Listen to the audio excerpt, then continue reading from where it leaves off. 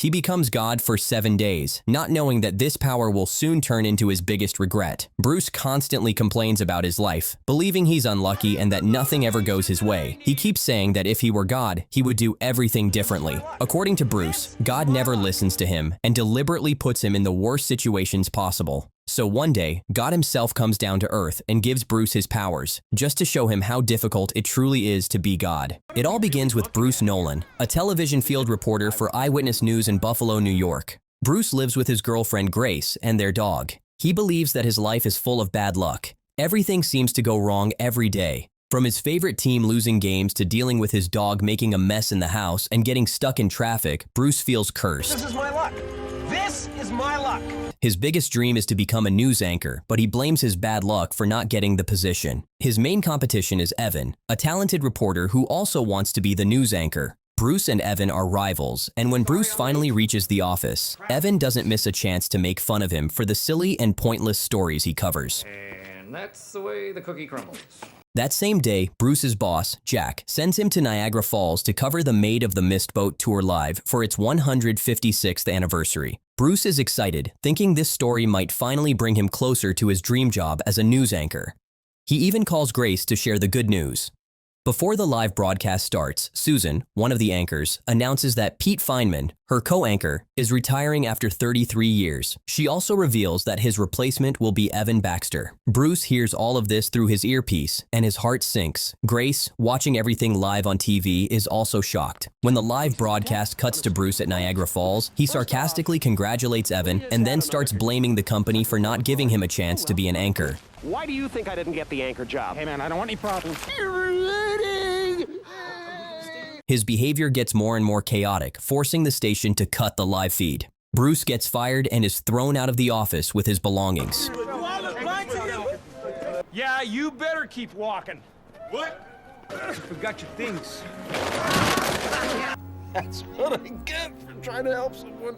That night, Grace tries to calm Bruce down, telling him that God must have a different plan for him. But this only makes Bruce angrier. He blames everything on God, saying that if God really wanted to fix his life, he could do it in 5 minutes. He could fix my life in 5 minutes if he wanted to. Instead, it seems like God is helping Evan succeed. Frustrated and angry, Bruce lashes out at Grace and storms out of the house, driving away in his damaged car. While driving, Bruce angrily prays to God, asking for a sign or some direction for his life. In response, he starts seeing a lot of stop signs on the road, but he ignores them all. Distracted and frustrated, he ends up hitting a pothole and crashes his car. Fortunately, Bruce isn't hurt, but he starts cursing God, blaming him for everything, and even saying that God should be the one getting fired for not doing his job properly. In the middle of his rant, Bruce's phone rings with a call from a random number, but he ignores it. The next morning, Bruce gets another call from the same unknown number. Frustrated, he throws his phone out of the window, smashing it. Later, as he steps outside to deal with his dog making a mess in the house, Bruce is shocked to see his broken phone still ringing with the same number. Curious and confused, he decides to call the number back. On the other end, a voice mentions a job opportunity and gives Bruce an address for an interview. Bruce goes to the address, finding a plain white building that seems completely empty. The only person there is a cleaner, who tells Bruce that the interview is on the 7th floor. Bruce arrives on the 7th floor and is surprised to see the same cleaner, but now in different clothes. Disappointed, Bruce turns to leave, but the cleaner takes off his uniform, revealing a white suit underneath. It turns out he is actually God, though Bruce has no idea yet. Oh, I know quite a lot about you, Bruce. God starts telling Bruce detailed information about his life and shows him a small drawer that supposedly holds everything about him, his thoughts, words, and actions. God then reveals his true identity as the creator of heaven and earth. Skeptical, Bruce decides to test him. I'm God. Bingo! Okay, how many fingers am I holding up? 7. God then makes an unexpected offer. He gives Bruce his job and powers, saying that once Bruce leaves the building, he will have all of God's abilities and responsibilities. Thinking it's all a prank, Bruce just laughs and leaves the building. Bruce soon notices strange things happening to him. Curious, he goes to a restaurant and tries to move the salt and pepper shakers without touching them, and to his surprise, it works.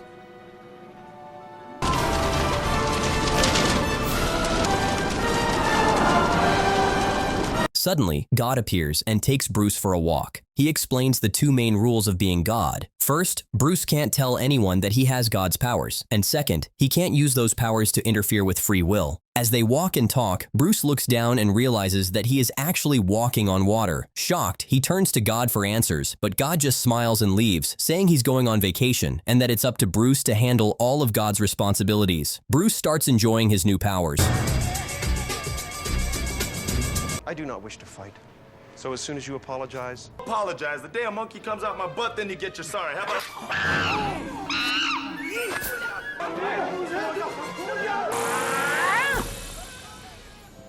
Bruce Almighty!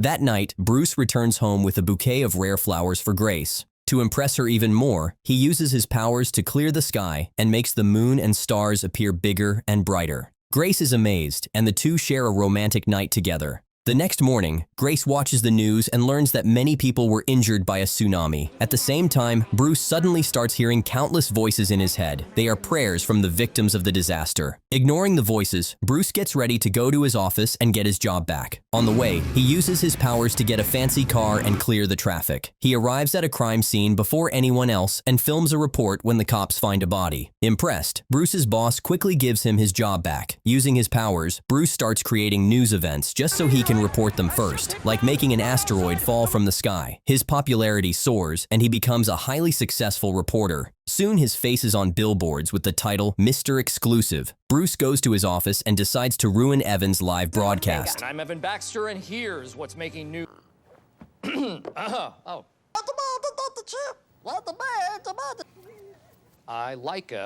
I do the cha-cha like a sis. My tiny little nipples went to France.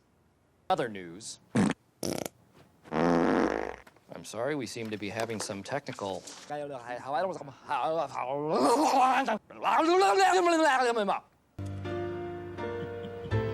That night, Bruce takes Grace to a fancy dinner. Grace hopes he's going to propose, but instead, Bruce proudly announces that he got the anchor job and that Evan was fired. Disappointed, Grace tries to hide her feelings. Suddenly, Bruce starts hearing countless prayers again and can't focus on anything. Overwhelmed, he steps out of the restaurant, closes his eyes, and finds himself on top of Mount Everest, face to face with God. God questions Bruce about how many people he has actually helped since getting his powers. Bruce admits he can't handle all the prayers. God tells him to stop ignoring them and to truly listen. Bruce goes home and tries to organize the prayers he's hearing by sorting them into files and notes, but nothing works.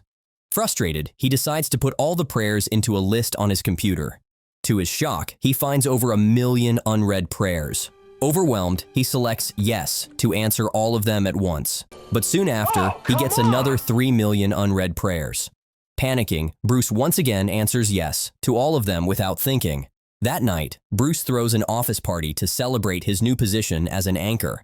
Missing Grace, he steps away from the crowd to be alone for a moment. Suddenly, Susan arrives and, without warning, kisses him. At that exact moment, Grace walks in and sees everything. Heartbroken, she storms out.